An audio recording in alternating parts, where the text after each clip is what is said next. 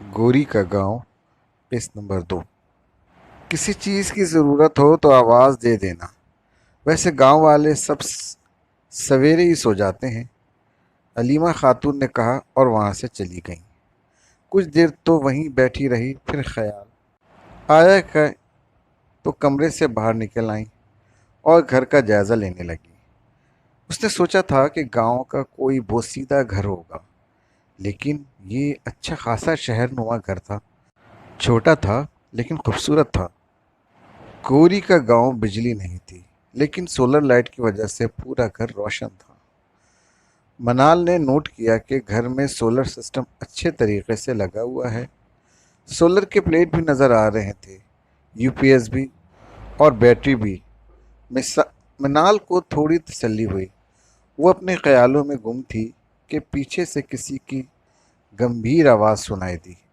دلہن ایک جگہ پر بیٹھی ہوئی اور شرماتی ہوئی اچھی لگتی ہے۔ تم عجیب دلہن ہو جو پہلی رات ہی سیر سپاٹوں میں نکل آئیں۔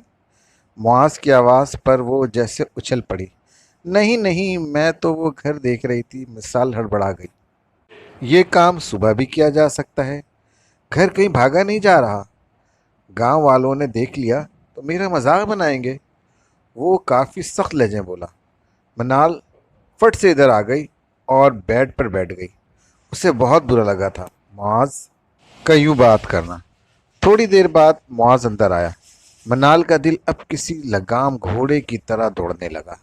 اسے لگا معاذ اس کے پاس آئے گا، منہ دکھائی دے گا، اس کے حسن کی تعریف کرے گا، میٹھی میٹھی باتیں کرے گا، لیکن ایسا کچھ نہیں ہوا۔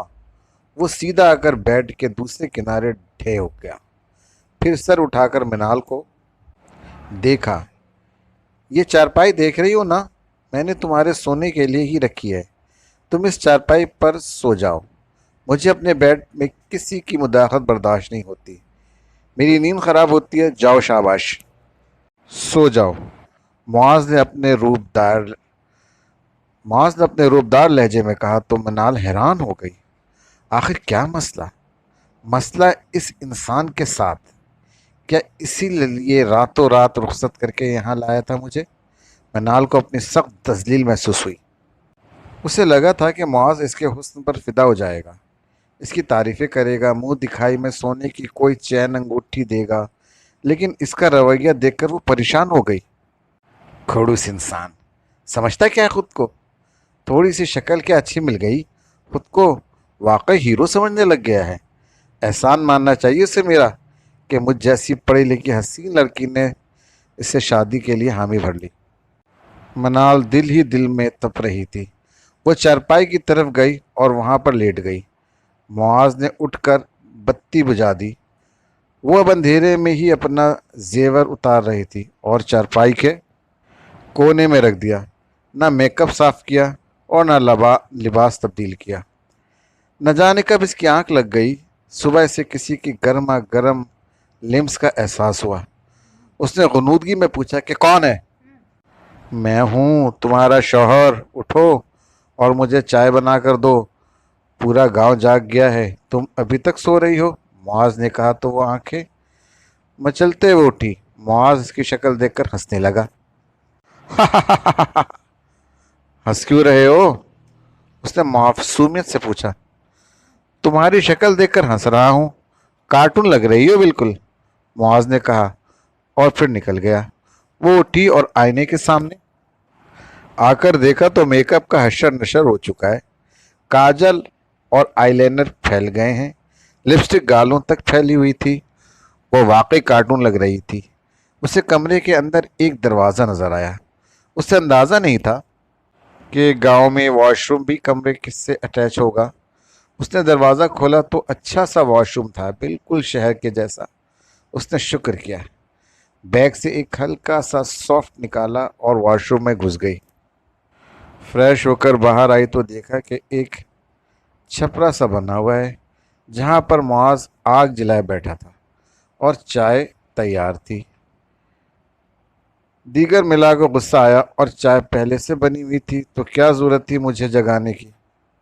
آج تو میں نے چائے بنا لی ہے، تمہارا پہلا دن ہے، اس لیے لیکن کل سے صبح سویرے اٹھ کر چائے تم ہی بناؤگی۔ مجھے سویرے میں کھیتوں کی طرف نکلنا ہوتا ہے۔ اگر کسانوں پر نظر نہ رکھوں تو سب کچھ گڑبڑ کر دیتے ہیں، معاذ نے کہا۔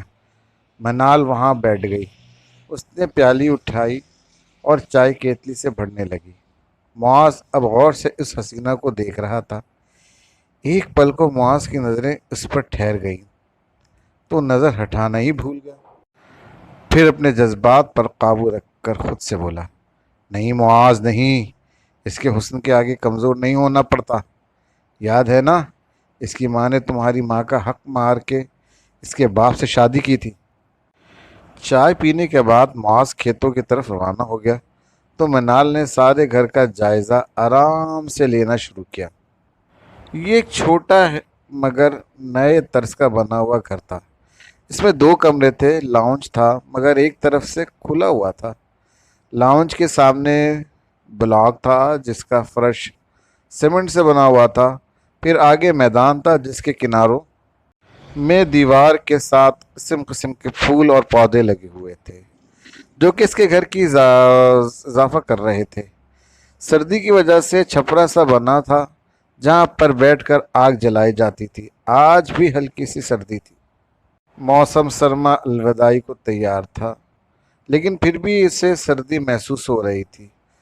وہ دوبارہ سے آ کر چھپرے میں بیٹھ گئی اور ہاتھ سینکنے لگی۔ خوبصورتی میں اچانک اسے موبائل کا خیال آیا۔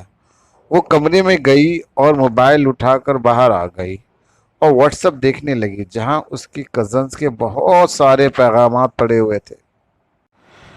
ان کو تو جلاؤں ذرا، وہ کہہ کر اٹھی اور لباس تبدیل کیا، میک اپ کیا، بال بنائے اور تیار ہوئیں۔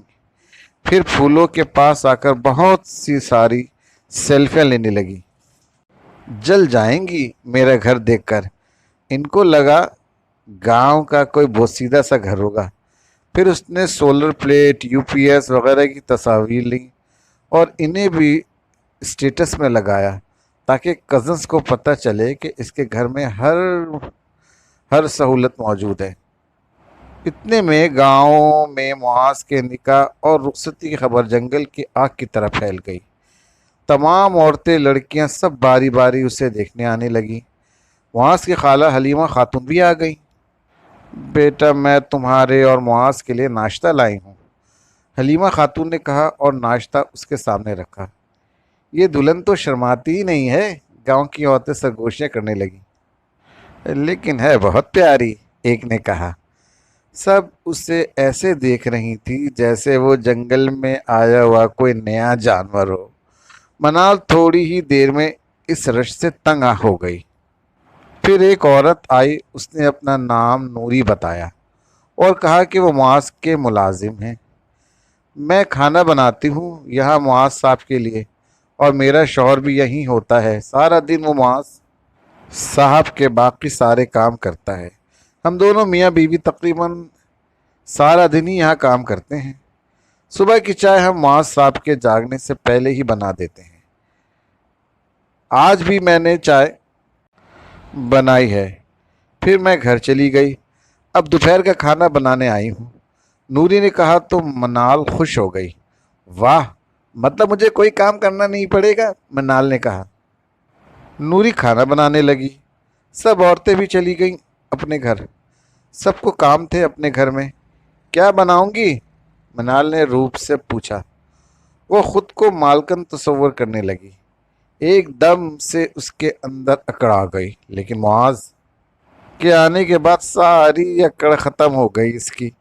نوری، آج کی سی تمہاری چھٹی ہے، میرا سارا کام آج سے میری بیوی کرے گی۔ کھانا بھی یہی بنائے گی، میرے کپڑے بھی یہی دھونے گی اور گھر کی صفائی بھی یہی کرے گی۔ معاذ نے کہا تو منال کی ہوائیاں اڑ گئیں۔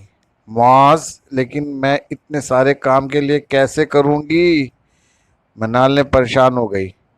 گاؤں کی ساری لڑکیاں اتنے سارے کام اکیلے ہی کرتی ہیں، معاذ نے کہا۔ منال نے سر کو خم دے، لیکن میں گاؤں کی لڑکی نہیں ہوں، میں شہر کی لڑکی ہوں، کرے ایک ادا سے کہا۔ تو پیارے دوستو، یہ تھی इस कहानी की दूसरी किस्त। मुझे उम्मीद है कि आपको मेरी कहानी बहुत पसंद आ रही होगी। दोस्तों, अगर आपको मेरी कहानी बहुत ज़्यादा पसंद आ रही हो तो मेरे चैनल डिस्कवर वर्ल्ड को सब्सक्राइब कर लें, मेरे वीडियो को लाइक और शेयर करें। चलिए दोस्तों, मिलते हैं नेक्स्ट वीडियो के साथ। तब तक से डिस्कवर वर्ल्ड से अपने दोस्त, अपने होस्ट इमरान अहमद को इजाज़त दें। अल्लाह हाफिज़।